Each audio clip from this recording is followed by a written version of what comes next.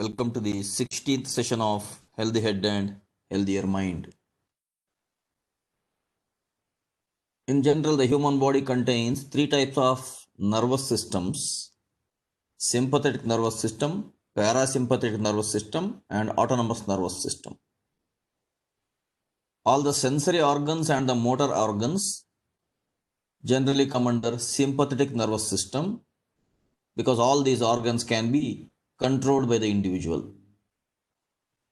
The breathing and the heartbeat are related together, and the movement of the eyelids, to some extent it is happening on its own, and to some extent we can also blink whenever we want to consciously blink. Otherwise, blinking happens on its own. Similarly, breathing happens on its own. Whenever required, we can try to control the breathing to some extent, or through the practice of pranayama we can try to control it more. Otherwise, based on the conscious activity, suddenly breathing can become rapid or breathing can become slower.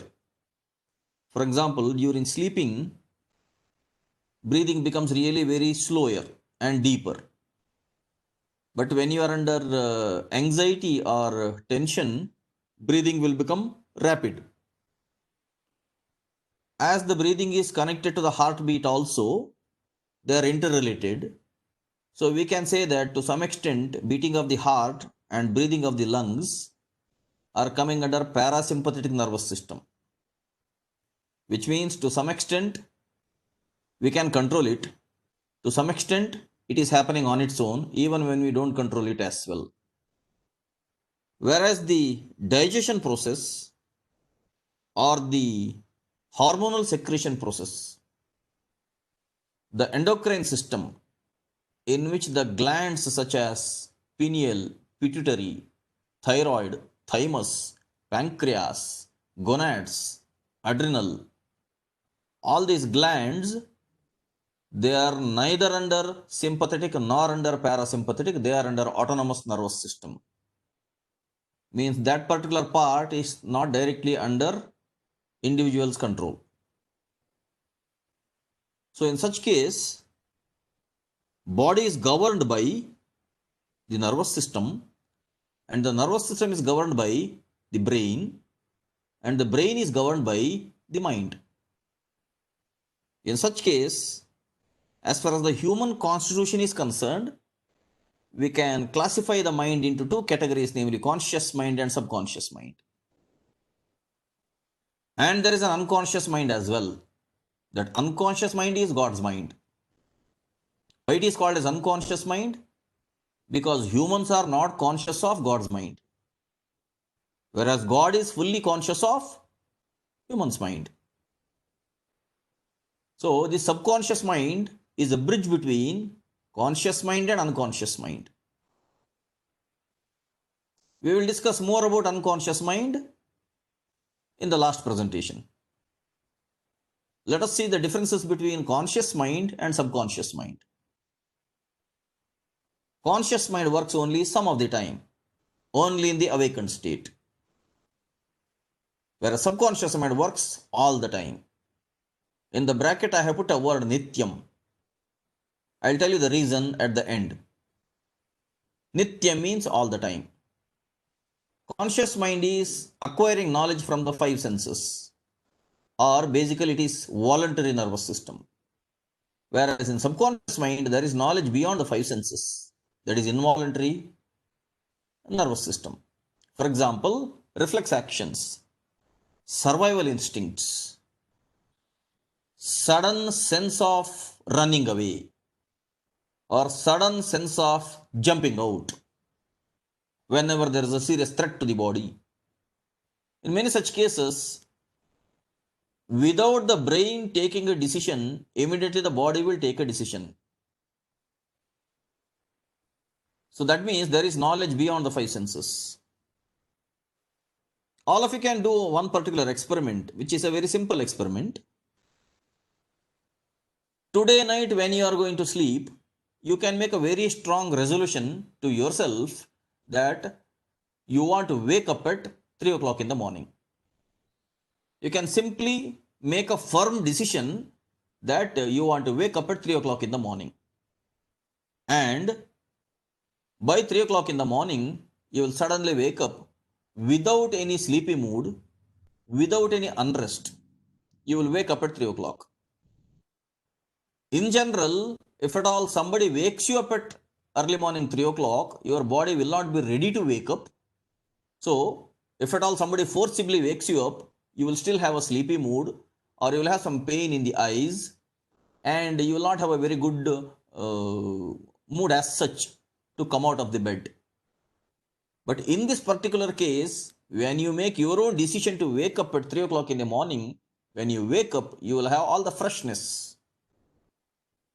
Now, the question here is, you made a resolution to wake up at 3 o'clock in the morning, but then you went to sleep. Now, you are not aware of the time. You are not seeing the clock. Your eyes are closed. How come at 3 o'clock you wake up, where you did not see the time at all? That is where the power of the subconscious mind is there. The subconscious mind is Nityam. It works all the time. The subconscious mind is much more powerful than the conscious mind. The subconscious mind is part of Adi Shakti, Jaganmata, Adimaya, Kundalini, the Divine Mother. In the Indian spiritual system, we call this as Mother, and we call God as Father. Actually, God is neither male nor female. And this natural energy is also neither male nor female. But as nature is giving birth to beings, nature is considered as mother, and the creator of nature is considered as father. That is again a metaphor. So, I was talking about the subconscious mind. The subconscious mind is much more powerful than the conscious mind. Subconscious mind will have knowledge beyond the five senses. Actually, these five senses came into picture only through natural evolution. Otherwise, the one which is creating the sense organs with the beings, that is having a multiple dimensional consciousness. That means there is a knowledge which is beyond the five senses. If you can compare the beings, which I already mentioned in my last session, as 0 sensed, 1 sensed, 2 sensed, 3 sensed, 4 sensed, and 5 sensed. Now, if at all you have to discuss about sound with an insect and snake will never understand what is sound, because insect and snake do not have the sense of sound at all. Similarly, if you have to discuss smell and sound with the fish, fish will never understand what is meant by smell, what is meant by sound, because fish does not have that organ. So, all these knowledges from the sense organs are limited in their own way. So, if at all you tell a fish about sound, now you may tell, sir, how to tell fish about sound, because fish does not have ears at all. Yes, correct. Fish does not have nose at all, nostrils at all, so it does not know about smell. So, in such a case, whichever is beyond the senses, for the fish it does not exist, but it actually exists otherwise. Now, for a blind person, let us say a person who is born blind, for him, the light does not exist, but light exists as such. But he does not have the sense organs to understand what is light. Which means the subconscious mind, or the mind which is belonging to nature, actually this mind is not actually belonging to an individual or to a brain as such. That is where there is a much greater mistake, where people relate mind always with the brain. No, brain is an instrument with the mind. Mind is having a much bigger ability than the brain. Mind can exist without the brain. We will discuss about that in my last presentation. So the subconscious mind it can have knowledge which is beyond the five senses. Before creating a creature, the subconscious mind knows what it is going to create. Before designing a peacock, the subconscious mind knows how to design a peacock. Later on, peacock comes into existence. And peacock's five senses will come into existence. But the one which created the peacock, it already has the knowledge about what it is going to create, how it is going to design. That is the knowledge beyond the five senses. That is when this very simple experiment when you do, let us say, when you go to sleep, make a firm resolution that you will wake up at a particular time without any alarm, without anybody waking you up. You will wake up, and when you wake up, you will have no unrestfulness, you will not have laziness, you will have freshness. Which means, as you had made a resolution ready, your body already had prepared to wake up at 6 o'clock. That is why 6 o'clock or 3 o'clock or whichever time you plan. That means there was a subconscious mind working in accordance with the conscious mind.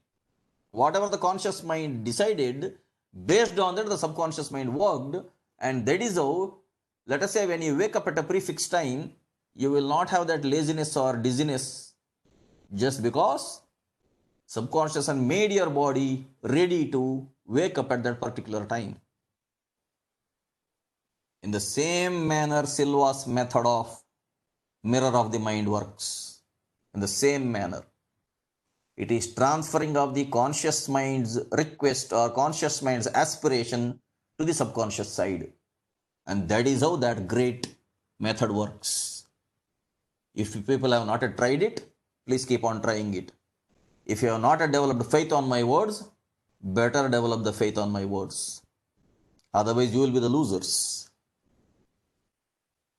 So, conscious mind will have knowledge from five senses, where the subconscious mind will have knowledge beyond the five senses. That is where meditation is going to help.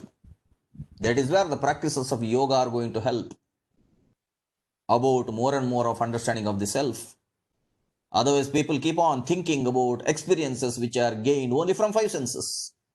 People don't understand that there is a much bigger dimension of knowledge beyond the five senses. Because the one which created the senses is having all knowledge. The one which is having the senses is having limited knowledge.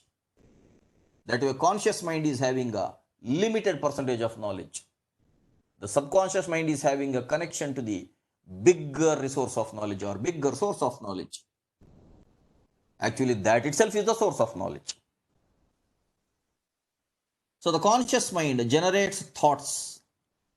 In general, it is related to the right side nostril connected to the left side of the brain. So it is basically activity. Whereas subconscious mind generates emotions, because subconscious mind is in general connected to the right side of the brain or left side of the nostril, that is called ida. So whenever the conscious mind is working, there will be more and more of activity. Whenever the subconscious mind is working, subconscious mind is deciding how much to have a rest to the body. And the conscious mind is governed mostly by the left brain or jnana, because it is more of thoughts, more and more of intellectual abilities, more and more of discrimination, and more of judgment. That is left brain. Subconscious mind is governed mostly by the right brain, or it is bhakti. Bhakti means devotion. Devotion means a simple, pure awareness. Devotion does not mean worship. Worship is one part of exhibiting devotion. It need not necessarily be always worship is related to devotion. Actually, devotion does not require any worship as such. In fact, fish should be devoted to water. Fish need not worship water, because water does not have such necessity to be worshipped by fish. If fish understands water, that is enough. Fish's life will be fulfilled. But many times people think that more and more of worship, more and more of celebration means it is like a exhibition of devotion. Not so.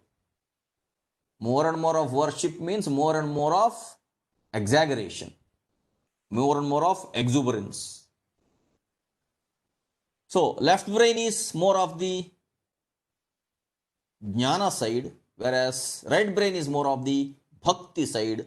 Bhakti is basically a subconscious awareness, whereas jnana is more of a conscious discrimination.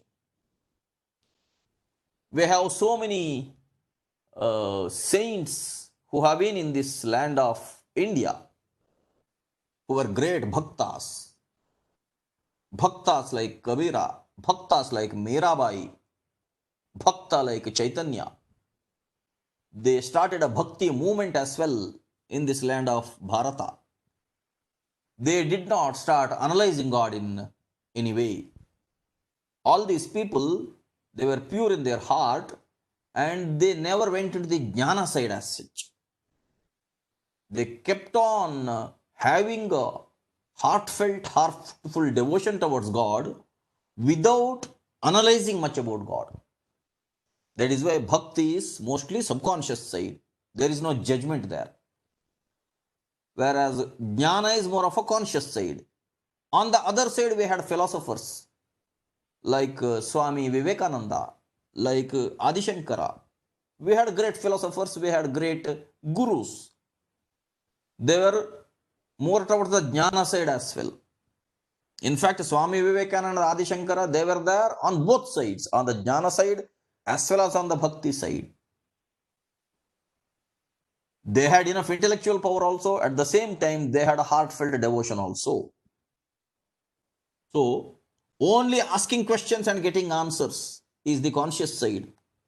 Whereas developing that pure awareness through which developing the devotion, that is basically subconscious side. Because as long as people keep on asking questions and keep on searching for answers, questions will never end, answers will never end. When will you practice pure awareness? To some extent, questions should happen in the beginning. In the beginning, there must be some query and there must be understanding of life as such. Without understanding life as such, God cannot be understood that way. Because God has no desire to make you understand Himself. It is your desire to understand God. Before that, you should understand yourself. Water has no desire that fish should understand it. Fish should have a desire to understand itself, and fish should gradually develop a desire to understand water as such.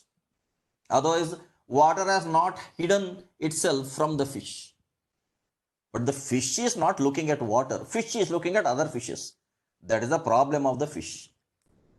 Same way, God has not hidden Himself from us. Consciousness as such is divine and it has not hidden itself from us. But we are bound by our own sensory experiences and we have not developed the ability to look at Him as such. That is where it is required that people develop a clean, pure, unselfish devotion. Otherwise, most of the time, devotion is related to some worship. Devotion is related to some give and take policy with God. But that is not devotion. That is trading or business, which does not happen that way. So, to some extent, the rishis of the Vedic period, they used to be jnanis also, they used to be bhaktas also together. Whenever they were working with their conscious mind, they used to discuss a lot about God. That is how volumes of the Vedic Upanishads came out. But otherwise, whenever they were in meditation, they were simply into heartfelt devotion, which is basically subconscious side. Now, conscious mind functions mostly in the beta state, means discrimination, vichara, tarka, asking questions, getting answers, asking questions, getting answers. But subconscious mind is functioning mostly in alpha state, achara, practice. Because questions will keep on arising as long as ego is existing. Ego needs to be refined itself. Otherwise, as I told last time, more the ego, more will be the size of the amygdala and more will be arrogances. So here, ego needs to be reduced to some extent. So this question answer keeps on coming as long as ego is existing, because ego wants to understand something. But in the deep sleeping state, there is no ego at all. But still body is working, heart is beating, breathing is happening, body is alive. Next day morning when you wake up, body is very much there. Which means in the deep sleeping state, when the ego itself was not there, body is working like a self-sustained system. That is why here I have told subconscious mind is working all the time. Whether you are in the awakened state or in the dreaming state or in the sleeping state, subconscious mind is working all the time. Whereas conscious mind is working only some of the time. So, only vichara will not help much, because if you keep on questioning, you are again depending on your sensory experiences only. Self-realization is not an experience. Self-realization is realization, that's all. Understanding of the self, that's all. It is not an experience. There cannot be experience. So, if conscious mind works mostly in the beta state or in the vichara, subconscious mind mostly works in the alpha state or achara, more of the practical side, because body is working on its own. Now, what is this beta state? What is this alpha state? I will go into its depth in my third presentation only, but as a summary, I will tell you, the brain's frequencies are divided into 4 states called beta, alpha, theta, delta. It is divided into frequencies. 21 hertz to 14 hertz of the brain frequency, it is called EEG, electroencephalogram. 21 hertz to 14 hertz is called beta. 14 hertz to 7 hertz is called alpha. 7 hertz to 4 hertz is called theta. 4 hertz to 1 hertz is called delta. 0 hertz is death. When the body is not working, brain is not working, there is no EEG wave at all. There is no electroencephalogram. That is called death, physical death. That is 0. If it is 1 to 4, medical terms it is called as coma. 4 to 7 is basically sleeping state. 7 to 14 is basically dreaming state. 14 to 21 is basically awakened state. So this 14 to 21 hertz of the EEG waves is called beta state. If anybody has a EEG frequency or brain frequency which is more than 21 hertz, then that is called hypertension, hyperaggression, where brain is working with the frequency which the brain itself cannot bear.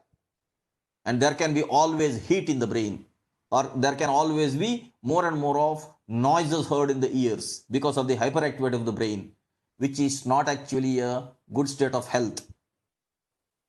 That is when they give them depressants or sedatives so that the brain's activity can be reduced. So the brain's frequency in general should not exceed more than 21. If it is within 21 to 14, that is called beta. Now 14 to 7 is called alpha. So subconscious mind works in alpha state. That is where, please recall that dreaming state is the state of creativity. That is where subconscious mind is working. Where consciously you don't have a choice about what dreams you want to have. In fact, if you have a clean slate, when you go to sleep, nature will create a beautiful dream. If you take your karma of the awakened state to the dreaming state, then you are not going with a clean slate, where again nature has to erase your clean slate if you give a chance. Otherwise, if you take all your pains or anxieties or stresses into the sleeping state or dreaming state, no creativity will come out, because you are not giving a chance for the Adimaya who is inside you as Kundalini. You are not giving her a chance to work. You are interfering with her work. I will tell this with an example. When a plant is growing, gradually plant will take nutrition from the earth, and through the chlorophyll photosynthesis will happen, and after some time a beautiful flower will bloom. When the beautiful flower is blooming, which mind is it working there? There is no conscious mind with the plant. The plant has no brain. The plant is not at all interfering with the natural activity. That is how the beauty of the flower is blooming out. Because that Adi Shakti, Jagannata is working, the Divine Mother is working inside the plant. And her plan is successful there. That is what is subconscious mind. But from the awakened state, if you go to the dreaming state with all your pains and all your anxieties, then naturally you are not giving her a chance to work out her plan. It will be disturbed. So for that matter, when you go from beta state to alpha state, every night everybody goes to beta state, alpha state and theta state. Nobody goes to delta state, because delta state is a coma state. Otherwise, normally within these three states only, everybody is working. And you should not go beyond beta state. Your brain frequency should not be above 21 Hertz. In that case, brain will be having serious issues with these neural networks, with the synaptic connections. And there will be damage to the gray matter in the brain. That is what is labeled as hypertension or aggression or whatever. Okay. So conscious mind functions mostly in beta state or vichara, whereas subconscious mind functions mostly in alpha state or achara. Now the conscious mind is like a driver or a farmer or a storekeeper, and the subconscious mind like an automobile or farm or a storehouse. Whether the driver is powerful or an automobile is powerful, an automobile is powerful. But the automobile is controlled by the driver.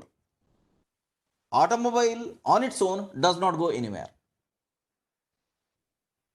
The driver will control the movement of the automobile, or the driver will control the speed or direction of the automobile. But the power is all with the automobile itself. The power is not with the driver. That way, subconscious mind is like an automobile, conscious mind is like a driver. This is where earlier I told that freedom itself is dharma. I told about it. A freedom is given to the human beings to work like a driver so that they can use the automobile that way. And conscious mind and the subconscious mind like a farm. Whatever seed you sow in the farm is going to grow it. As you sow, so you reap. There is no decision there. But the farmer is going to take a decision about what to sow. So that way, farmer's decision itself is going to yield fruits here. But which one is powerful? Farm itself is powerful. Farm itself is a much bigger resource. Farmer is only a cause for such agriculture. This is where we say instrumental cause and material cause. Farm is the material cause. Farmer is the instrumental cause. That is when we say nimitta karana, upadana karana. Farmer is the nimitta karana, means instrumental cause. Farm is the material cause, upadana karana. Similarly, conscious mind is like a storekeeper, whereas subconscious mind is like a storehouse. Storehouse will have larger storage ability, but what to store where is the decision of the storekeeper himself. Again, who is having larger resource? Storehouse itself is a much larger resource. How to use it is up to the decision of the storekeeper. That way, subconscious mind does not take serious decisions there, because all those decisions are given to the conscious mind itself as its own basic attributes. Conscious mind is the analytical type. In general, we say males are more analytical because left brain is more analytical. It is governed by the left brain, or of the objective type. Whereas subconscious mind is like a creative type, like a female, because it is more governed by the right brain, and it is subjective type. Subjective type means they will have more feelings. Objective type means they will not have more feelings, but they will have more of calculations. So conscious mind is more like what is the gain, what is the loss, what did I get, what I am going to get, what is the profit for me, what is the benefit for me, and how I can use other objects for my own selfishness. Everything is an object that way. Other day I was telling you that even the measurement of happiness has become objective nowadays. Basically, happiness is a state of mind. Happiness cannot be measured that way. But still there is an effort going on to measure happinesses, that too in plural. So it is more of an objective type, more and more of calculations. Whereas subconscious mind is more of a creative type. There is no gain or loss. Just to give an example, if a farmer has a banana plantation, that farmer consciously will keep on thinking about how much banana plants have yielded banana fruits, and each banana plant will yield how much profit to him. So he will be calculating that way. But imagine, instead of the farmer having a banana plantation, if the same banana plant is there somewhere as the uncivilized banana plant in the middle of any forest. Let us say nobody did any banana plantation. Banana plants grew just like that in the middle of the forest. Now in the middle of the forest, if there are some monkeys, they will come and consume the banana. If they do not consume the banana, simply the banana will decay and go. There is nothing called loss and gain there.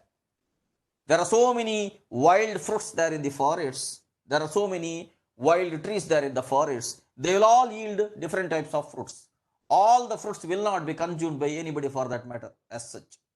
Unless squirrels come, unless other animals and birds come. Let us say no much creature comes there, then many fruits may simply be lost there. Still, nature will not think that I had a loss and I had a gain. But if a human being has a plantation there, he will put a fence around it and he will keep on saying that this is my plantation, and he will have a calculation about how much loss I got or how much gain I got. That is where conscious mind is always objective, whereas subconscious mind is subjective. There is no gain, no loss. Because ultimately, nature is not business. Nature is not business. Human's life became business because of the utilization of money as such. Otherwise, in nature, we cannot value everything with the money which we have. Subconscious mind is subjective. That is when I told happiness cannot be measured. Coming to the next point, conscious mind utilizes only the input-output organs. You have 5 input organs, you have 5 output organs. That way it is very gross. Whereas subconscious mind utilizes the whole cellular constitution itself. That works in a very subtle way.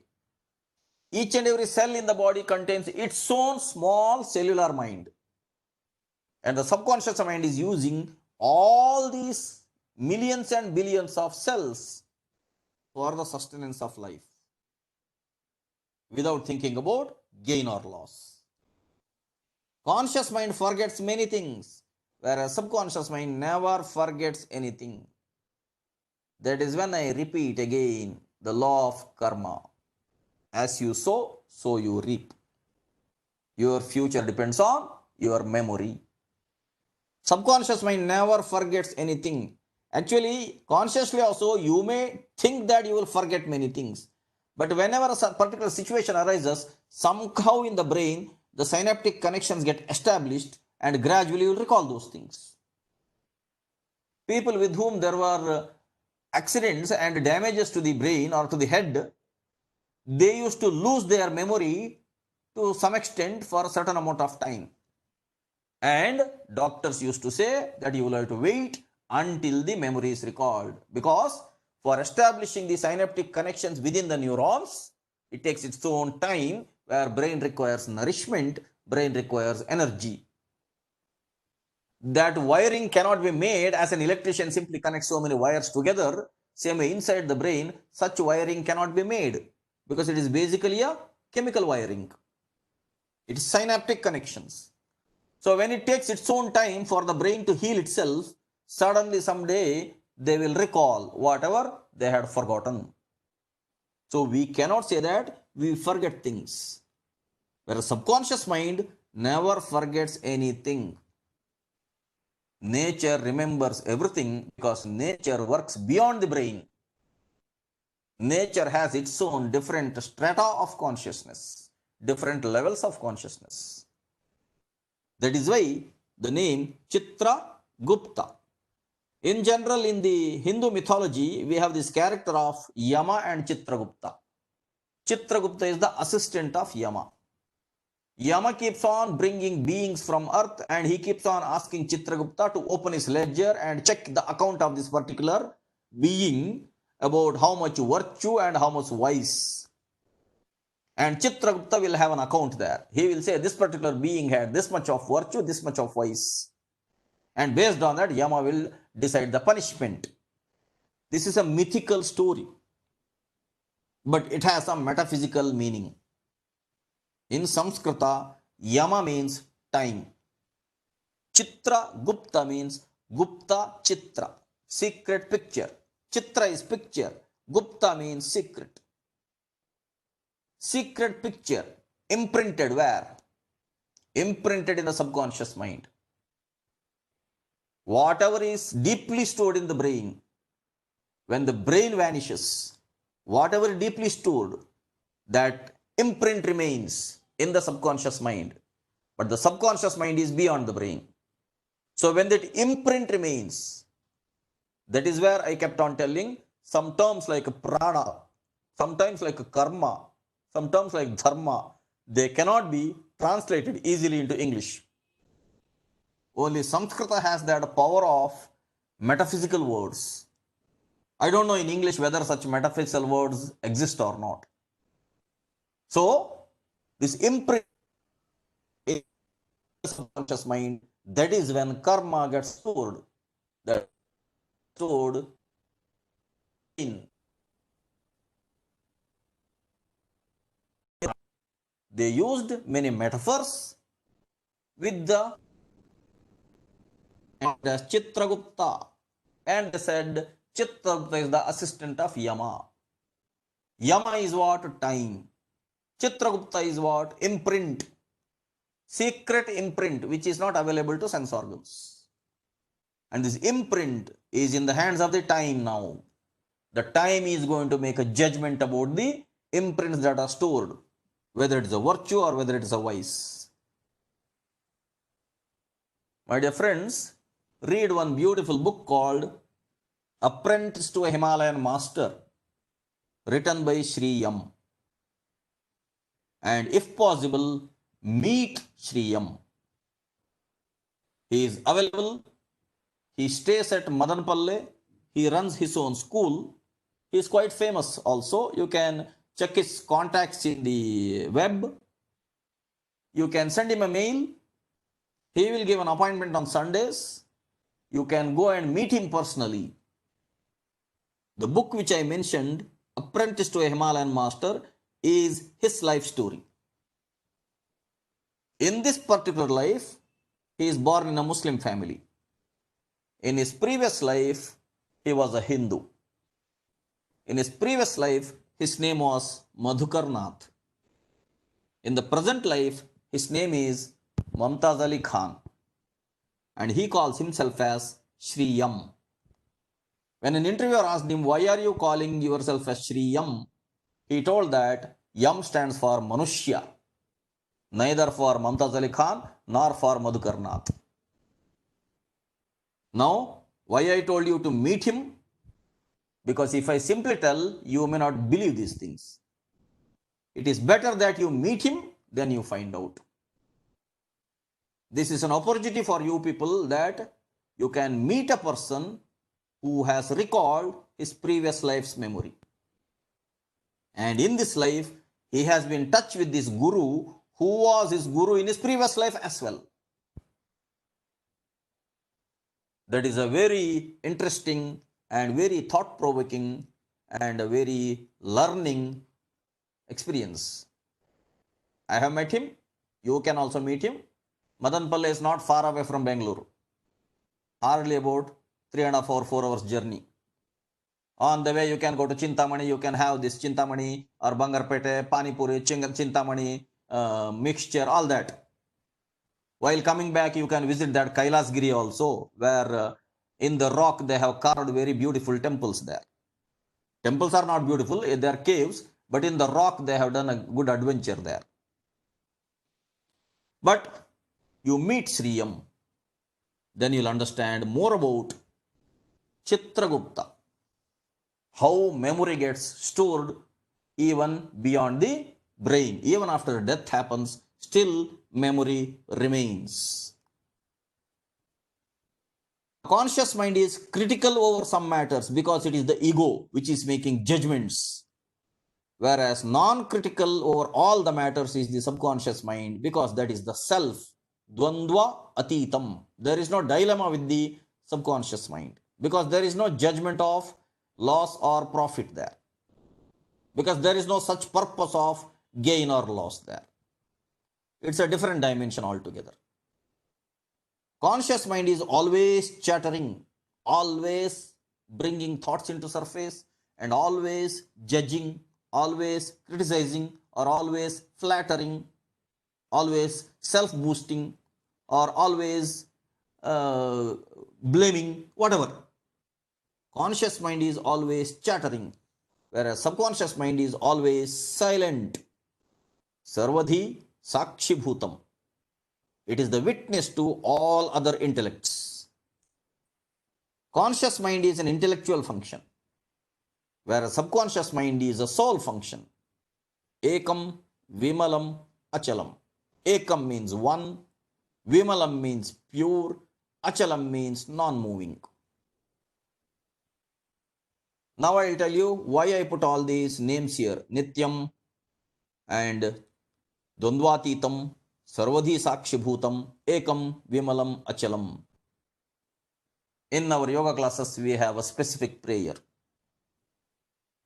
Brahmanandam, Paramasukadam, Kevalam Jnanamurtim, Dvandvatitam, Gagana Sadrasham, Tattvamasya Laksham, Ekam Nityam, Vimalam, Achalam, Sarvadhi Sakshi Bhutam, Bhavatitam, Trigunarahitam, Sadgurum Tam Namami. This is one particular verse which we chant regularly in our yoga classes. We worship that particular, we salute, not worship, we salute that particular Sadguru. Who is this Sadguru? The Lord within us himself is the Sadguru. Don't get mistaken by this word Sadguru there. The real Sadguru is within you. He is Ekam, Vimalam, Achalam, Dvandvatitam, Sarvadhi Sakshi Bhutam, Nityam. That is the meaning of that whole verse. It's a very beautiful verse which tells God in a personification. And we salute the God who is within us and who is actually making the subconscious mind and the conscious mind work together, he being unconscious to us. Otherwise, he is conscious of us. I'll tell a small story. One Arab was traveling along with this camel, and on the way he could not reach his destination because sunset happened. So he tied his tent and he slept inside the tent, and the camel was sleeping outside. After midnight, there was heavy cold in the desert, so slowly the camel could not bear the cold outside. Camel slowly put its head inside the tent. When the camel put its head inside the tent, Arab was awakened and he saw that camel has put its head inside the tent. Arab thought, anyway, it is getting cold outside, so let it safeguard its head. He left it just like that. After a few minutes, camel kept on putting its neck inside. And Arab thought, okay, let it take a comfort of the tent which is inside. Inside the tent it is warm, outside it is cold. So Arab simply slept that way only. Arab did not bother about disturbing the camel. And in the morning when the Arab was awakened, Arab was outside the tent, camel was inside the tent. What had happened was, camel slowly put its body completely inside because Arab ignored it. Arab went into sleep there, and gradually what had happened was, camel had pushed Arab fully outside the tent, and camel was sleeping inside the tent. This is what happens with our conscious mind. If people don't take care about what has to be inside, what has to be outside, whatever is outside will occupy the inside. If people don't take care about what should go into memory, then whatever is outside, all that trash will come inside. Just like the camel will occupy the whole tent and it will throw the Arab out of it.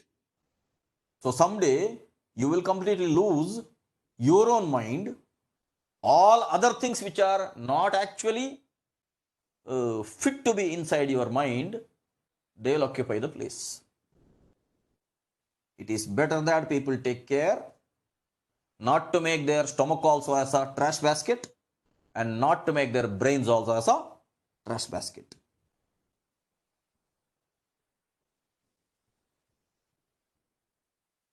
The intuitive mind is a sacred gift, and the rational mind is a faithful servant.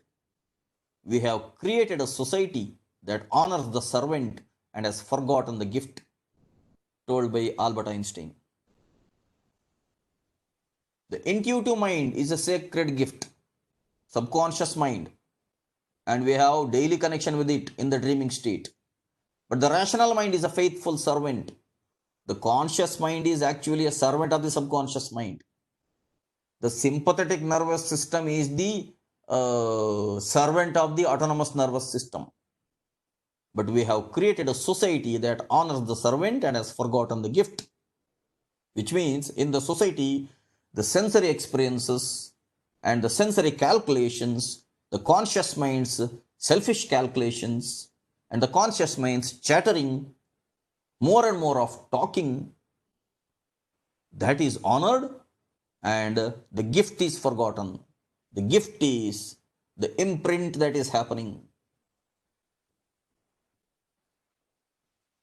The power of your amazing brain. The conscious mind controls our brain only 5% of the day, whereas the subconscious mind has a hold of our thoughts 95% of the time. And your brain is 2/3 fat. Myelin, the protective sheath covering your neurons, is 70% fat.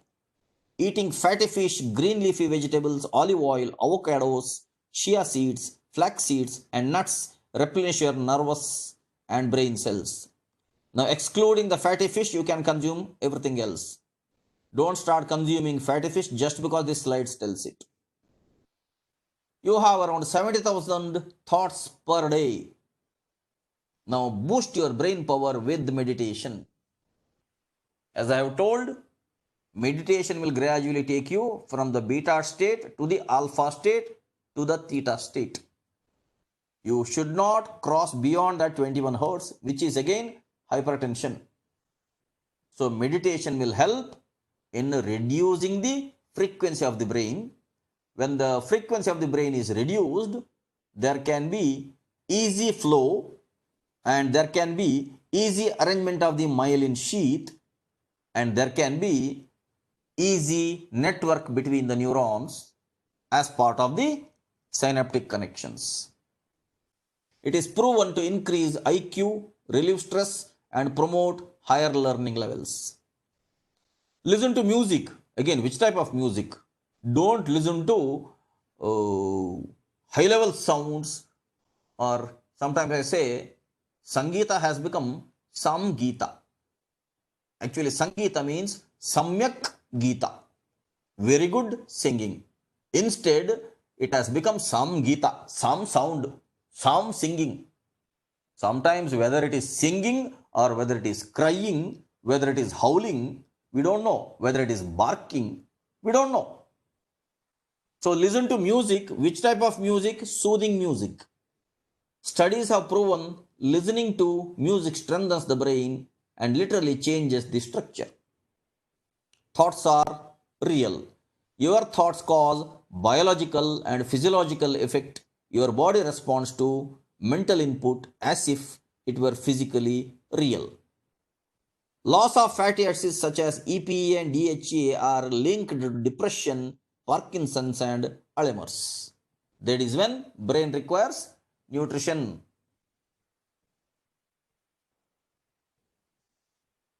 At the left side, you will see before meditation. At the right side, you will see after meditation. I have shown you a similar picture in my earlier slides, but that was related to depression. This is related to meditation. Both seem to be the same, but with a great difference. Before meditation, you can see in the brain there is more and more of blood flow.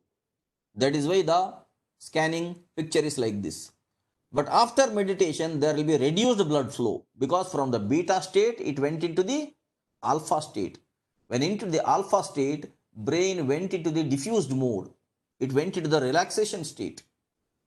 And that is when, because of the meditation, brain is taking care of itself, it will remain healthy.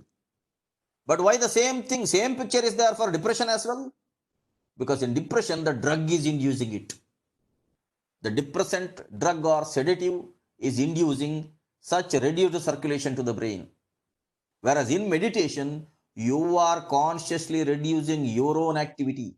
There's a great difference between them. Many times people think instead of meditation, if we take a drug also, effect is same. No. No. If you take a drug, it is going to harm your system completely because drug is a toxic thing which you have taken into the system. There it went into the emergency mode to counteract with the poison. But in meditation, without any drug, you are actually controlling your own thought process, where you are consciously trying to relax yourself. That is the basic difference. Otherwise, physiologically, both are same. Physiologically, if I have to say, a heavy drunkard also goes into samadhi. A great yogi also goes into samadhi. But the difference there is, a yogi who goes into samadhi knows that he is into samadhi. Whereas the drunkard who goes into samadhi, he does not know that he has reached the state of samadhi. Physiologically, it is the same. But psychologically, there is a drastic difference. Many times, a saint may look like a beggar as well. A beggar may look like a saint as well. How do you make a difference? A beggar also will have long beard. A beggar also will have torn clothes. Even a saint also may have torn clothes. A saint also may have long beard. How do you differentiate between them? Physiologically, they are all same. Psychologically, there is a drastic difference between them. I'll tell a story regarding the same. One fisherwoman, when she was going back to home, it started raining. She had completed selling her fish and she was in a hurry to go back home. But on the way, rain started and the rain did not stop. So she ran into a flower market. And she stayed there in the flower market for some time. But the rain was not stopping. So she thought, let me sleep in this flower market. And next day morning, let me wake up and let me go home. So she simply slept there in the flower market. Somewhere in the midnight, she suddenly woke up. She could not sleep properly because the smell of the flowers was irritating her. And she thought, what type of foul smell is there in this flower market? Everywhere it is completely flower smell. Very foul, dirty smell. I cannot bear this. I cannot sleep here. So what she did was, she took that basket where the fish were there earlier. Now the basket is empty. The same basket she pulled over her face and she happily slept because the smell of the fish was actually very soothing her. She was used to that smell of the fish. Now, this fisherwoman was judging that flower smell is a foul smell, fish smell is a fragrance. What to say for this? She came into such experience because in her memory she had filled such experience only. Lifelong she was selling only fish. So she was used to the fish's foul smell as a fragrance, and she was never used to smelling flowers, and she decided that the flower smell is a foul smell.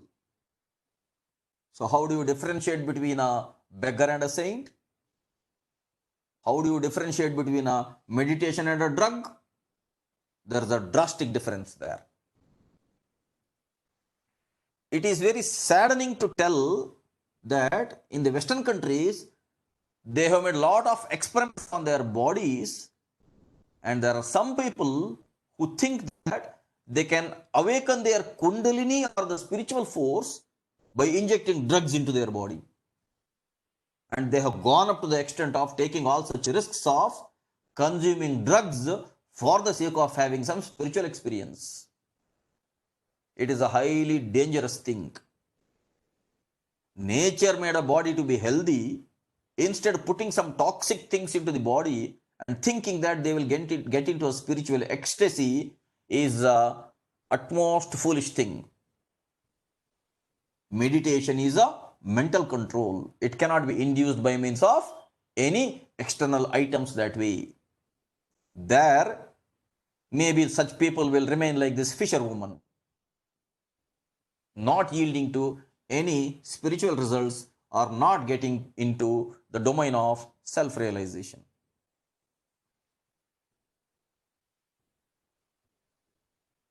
Look at the human aura. For this aura, in in Sanskrit, we call it as Pranamaya Kosha. In my next presentation, I am going to show you the pictures of the aura in more detail. So you can see this aura, which is the energy being radiated from the human body. I have already told you about Ojas, Tejas and Prana. Now this is Prana. This can be photographed. There was a scientist called Kirlian. Along with his wife, he did a lot of experiments on the energy field of the living beings. And he had done enough experimentation, and he had invented a camera for the same. That camera does not look like our regular optical camera, because this camera works on waves, not on light. Currently, there is one Dr. Korotkov. He has continued the work of Kirlian, and Dr. Korotkov has developed a camera called GDV, Gas Discharge Visualization Camera. And through this camera, it is possible to take the picture of the human energy field. Barbara Ann Brennan calls it as HEF, human energy field. We call it as Pranamaya Kosha. You can see around the human body, there is a radiation of energy.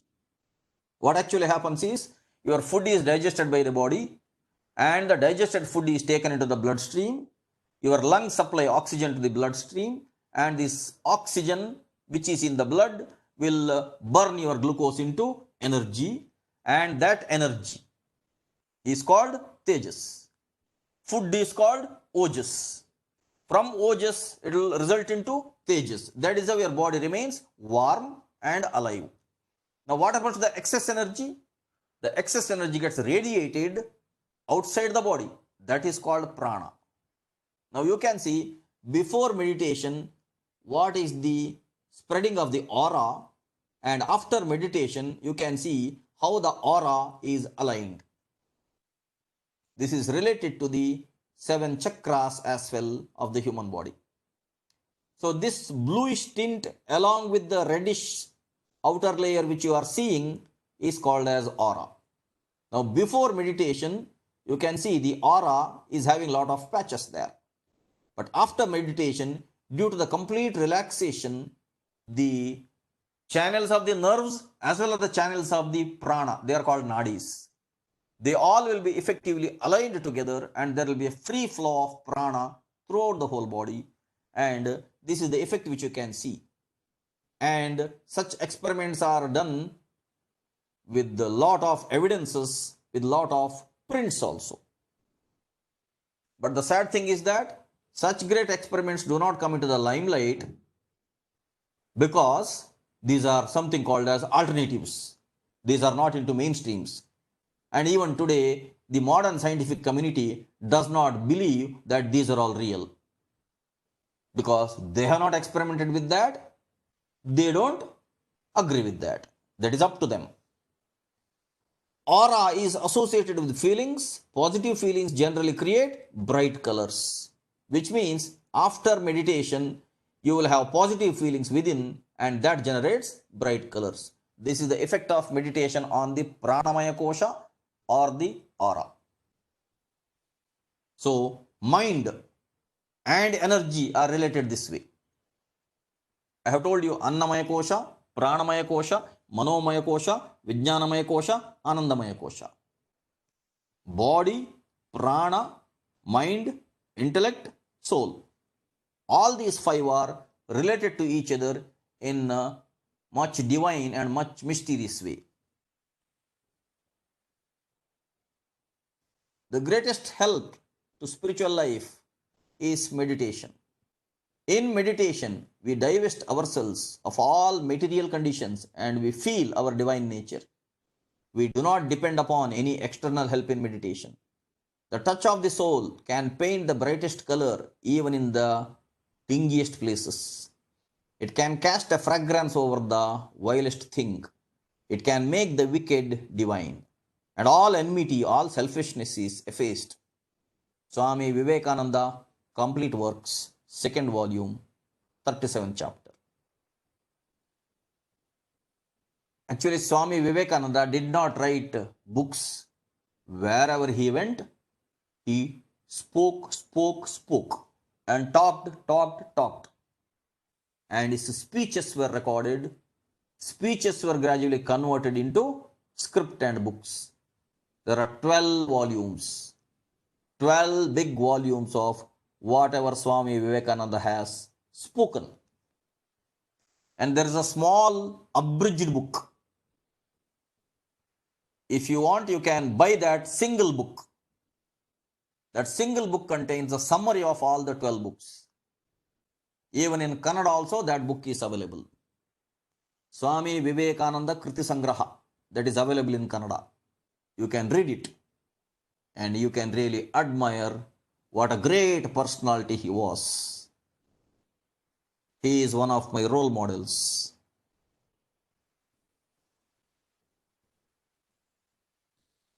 Look at this picture. This is a very funny picture. At the left side, person wearing a suit and a tie is meditating. At the right side, a monk is meditating. And the person who is wearing a suit and a tie is meditating. You can see he is thinking meditation, nirvana, silence, reiki, theta healing, success, manifesting, job, money, car. Whereas at the right side, monk, there is nothing. What is actually meditation?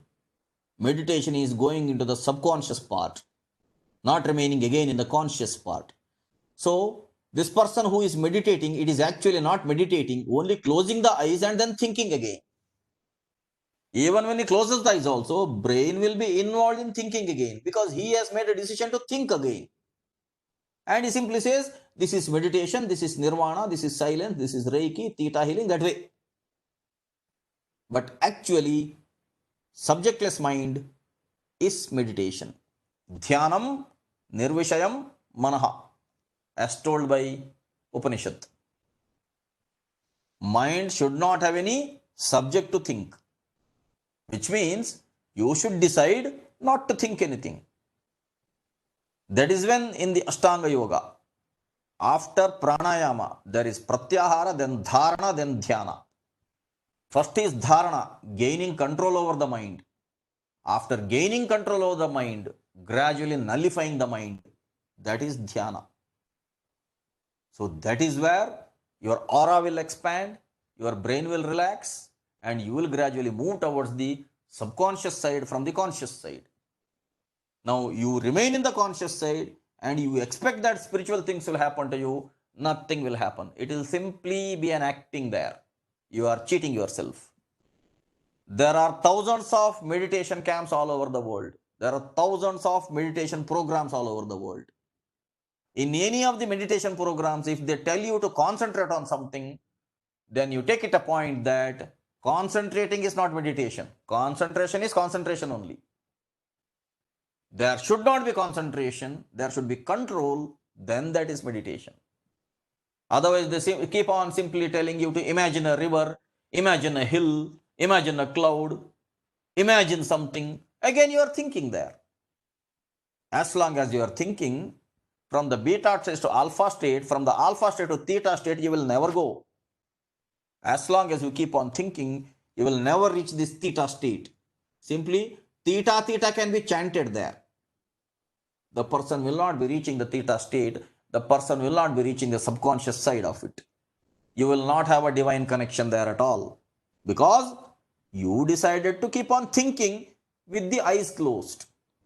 That is not meditation. I will repeat the sentence again. Dhyanam nirvishayam manaha. Objectless mind, blank mind is meditation. Only in the black mind, creativity will come out. Only in the clean mind, creativity will come out. Not with the polluted mind, the mind which keeps on thinking about selfishness. No creativity will come out. No divinity will come out. That is all cheating oneself. So people should be careful that when they go to meditation camps or to meditation classes, they should be careful about what is being taught and what exactly is meditation.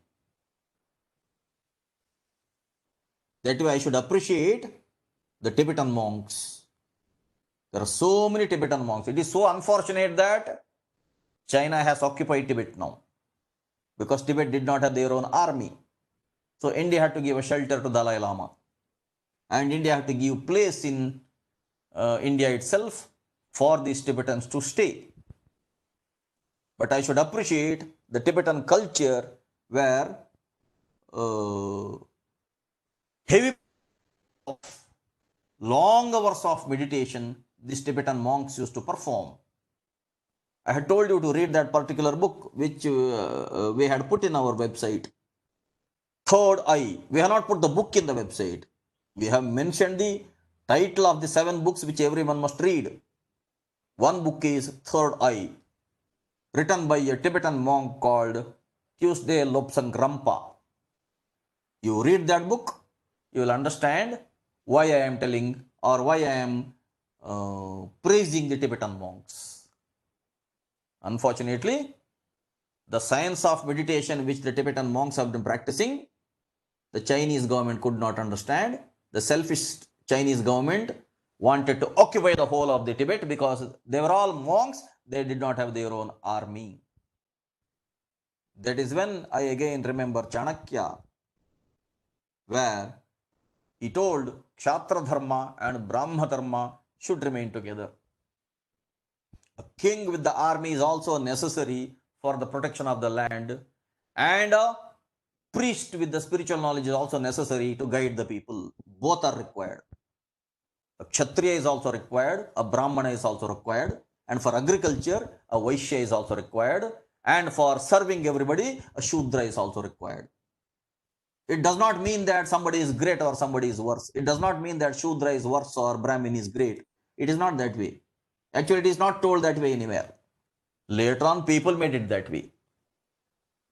Otherwise, Shucham Dravayati iti Shudraha, Vishati iti Vaishyaha, Kshatrayati iti Kshatriyaha, Brahmajanati Brahmanaha. That way, that used to be the definition of the 4 Varnas. Later on, people converted it into castes and they discriminated themselves. So, today, if the Tibet is having such a sad state, that is because they did not have a king. They took their guru himself, Dalai Lama himself, as their king. And unfortunately, because they were monks, they did not have their own army. But we should appreciate the Tibetans for their practice of meditation. Theosophical Society was started by one maiden Blavatsky. She had studied all the practices which are available on this earth. Finally, she started studying only these two things. One is the Tibetan Buddhism and the Hinduism, Vedic Hinduism and the Tibetan Buddhism. Later on, Annie Besant became the president for the Theosophical Society. Leadbeater became the president for the Theosophical Society. They have done a lot of work in the science of meditation.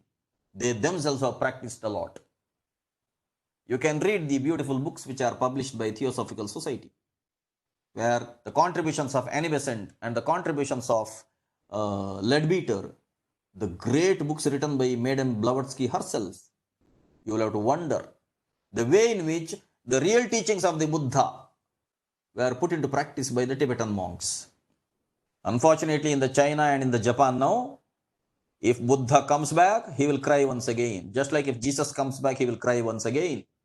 That whatever I taught, whatever you are doing. Same way, if Buddha comes back, he will again cry. Whatever I taught, whatever you are doing. They are simply doing the reverse of whatever he has taught. He had taught ahimsa paramo dharmaha. Now they are practicing himsa paramo dharmaha. So, again, let me come back to science of meditation without diverging into other topics. Prayer is when we ask the universe for something, and meditation is when we stop and listen. Prayer is done consciously. We ask the universe for something. When we pray, oh God, give me faith. Oh God, give me strength. Oh God, give me courage. That means we are asking universe for something. We remain separate from God because we consciously ask. Whereas meditation is when we stop and listen. Meditation means stop asking. Whatever is already given, how are you using that? You already have been given enough resources from nature. How are you using those resources already? Now meditation is we stop and we listen what universe is telling us or what God is telling us. Universe is telling us, I have given you 5 senses. How are you using it? I have given you 5 motor organs. I have given you conscious mind. I have given you brain. How are you using it? That is what is meditation. Looking for consciousness in the brain is like looking in the radio equipment for the announcer, told by Nassim Haramein. Very beautiful sentence. Looking for consciousness in the brain is like looking in the radio equipment for the announcer. Will there be an announcer inside the radio equipment? From the radio equipment, if a song is coming out, and if let us say a small kid is listening to the radio, kid will naturally think that if I break open the radio, there will be a singer inside. But the kid will not understand that somewhere else the recorded music is being played and that is transmitted through an antenna and it is through the radio waves it is coming out and the radio waves are picked up by this equipment and demodulation is happening and the modulating signal which is taken out from the carrier wave and that is amplified and put into the speaker. There is a lengthy process happening between the transmitter and the receiver there. But if somebody simply looks at the radio equipment, somebody should not think that there is an announcer inside. So, consciousness is not inside the brain. Brain is only a receptacle of consciousness. Our brain is only a hardware medium of consciousness. The software is hidden. I'll tell you one more story. One person went for pilgrimage to Varanasi or Kashi in the olden days. In the olden days, copper was very expensive. This person went to Varanasi and from there he went to take a dip in the Ganga river. At that time Ganga used to be very clean. and he took one copper vessel with him. As I told you, the copper vessel used to be very expensive in those days. This fellow took a copper vessel with him, thinking that when he goes to Ganga river, he will take out water through this vessel and he will pour out on his head. Because he thought Ganga may be very deep there, and he thought, let him not take a risk of getting into or jumping into the water. So he took a copper vessel with him. When he went there, he saw that there, wherever he went, Ganga was not really very deep, and he could get into the water somewhere until the waist region he could move. So then he thought, I can get into water and take a dip in the Ganga instead of using my copper vessel for pouring water on my head. But what should I do with the copper vessel now? It is my favorite vessel and it is expensive also. I should hide it somewhere. So what he did was, he came back to the shore and he dug out some sand, put the copper vessel inside and covered it. But after covering, he thought, when I go to the river and when I come back, how do I identify where I have hidden my copper vessel? So he made a small Shivlinga out of sand. On top of this copper vessel, he made a small shape of Shivlinga through sand. Then he was satisfied that when I come back, I will identify this place, I will take my copper vessel. And he went to take bath in the river Ganga. He was there in the river nearly for about half an hour. He enjoyed taking bath in the Ganga. Meanwhile, many other people also gradually came to the shore and they were also getting into the Ganga and taking dip in the water. After about half an hour or 1 hour, he came back to the shore and he thought of searching for his copper vessel. But for his amazement, he was seeing so many Shivlinga of sand on the shore. So many Shivlinga, all made out of sand on the shore. He was thinking, what happened here? What happened here? Then he understood whatever had happened. He had gone there in the early morning and he was the first person to go there. Just to hide his copper vessel, he put it there and he had made a Shivlinga of sand. Then he went to take bath. Later on, somebody else came. He saw this guy making a Shivlinga from far away. And he came nearer, he saw this fellow's Shivlinga. That fellow thought that it is customary to make a Shivlinga of sand there. He made a Shivlinga there and he came into water. Similarly, one by one, whoever came, they saw all these sand Shivlinga. They thought that it may be a custom here to make a sand Shivlinga, and they all made that Shivlinga and went into water. This was the stupid act which people did, without knowing why in the first place he did that.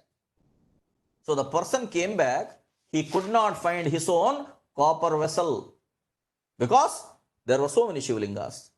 Now this fellow told one Sanskrit verse, Gatanugatiko lokaha naloko paramarthikaha Ganga saikata lingeshu nashtam me tamra bhajanam.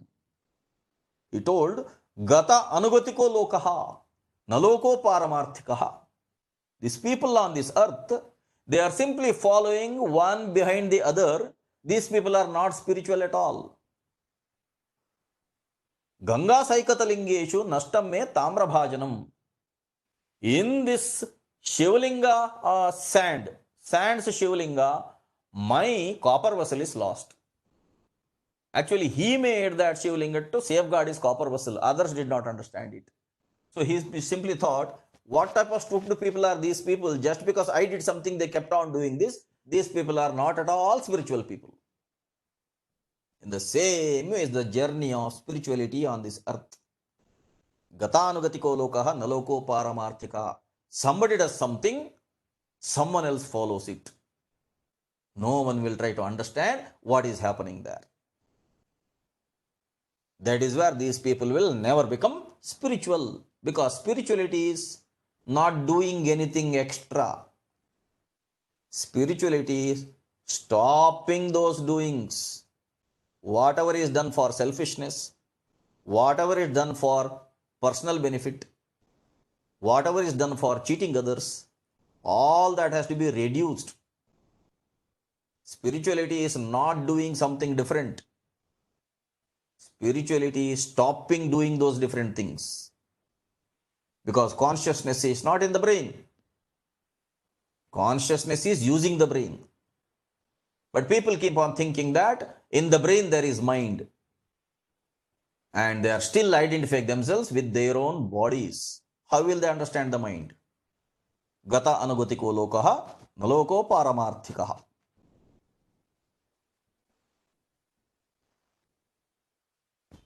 Look at this picture. Your comfort zone is here in the smaller circle. Magic happens outside.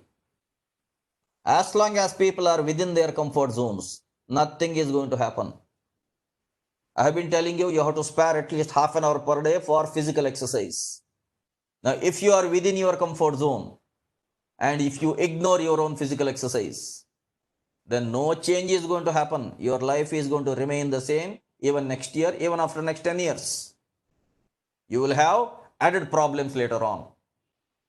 So, if you have to perform physical exercise on a daily basis, you will have to come out of your comfort zone. You will have to own your responsibility. As long as people are within their comfort zone, they'll keep on thinking that tomorrow let me do, that tomorrow will never come. Because they're postponing all the good things to tomorrow. And that tomorrow will never come. So, magic will happen only if you come out of your comfort zone. If Arvind would have remained in the comfort zone, and if he would also have been watching television now, and he would have some snacks and some coffee or tea or kashaya or whatever, now no such work will happen. No, these sessions also will happen. Nothing will happen. You will be in your comfort zones, I will be in my comfort zones. Growth will become stagnant there. So if something has to happen, something worthwhile has to happen, all of us have to come out of the comfort zone. At least I am happy that out of the 50 plus people who wanted to be part of this session, at least 15 people are attending on a daily basis. I should appreciate those 15 people who are daily coming to these sessions. Remaining people are all my other yoga students only. But in the WhatsApp group, there are more than 50 plus people. But hardly 15 are coming. But that is the ratio. And we are aware of it. Gata anugatiko lokaha naloko paramarthikaha. Those people who are within their comfort zone, they are still taking a decision whether to listen or not. So no change will happen. As long as people are within their comfort zone, no magic will happen, no change will happen, their life will remain the same.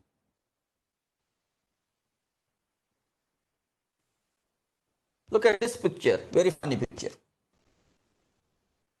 Sometimes the chains that prevent us from being free are more mental than physical. This horse is tied only to a plastic chair. But the horse is not trying to run away. Because when the horse was small, it was tied to maybe trees or to iron poles. At that time, the horse had tried a lot to escape. But gradually it came to know it cannot escape. Later on, horse got conditioned to this particular habit. Now the owner of the horse, he has tied it simply to a plastic chair. Horse does not know that it can run away along with the chair. Horse is staying there thinking that it is tied. As long as this rope is tied to something, horse is standing still there thinking that it cannot run away. This is a mental conditioning. Same way people are many times mentally conditioned. Sometimes the chains that prevent us from being free are more mental than physical.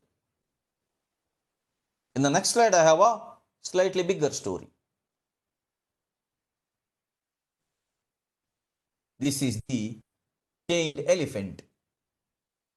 It is called mindset. Look at this elephant. Elephant's leg is tied through one iron chain to a small nail-like thing, slightly a bigger nail. Anytime this elephant can break open, can run away. But as I had told earlier, when the elephant is small itself, they would have tied its leg to a tree or to a big pole, big wooden pole, or to a bigger thing through which it cannot escape. Over a period of time, the elephant became accustomed to such tying, and later on, the elephant does not try to escape at all.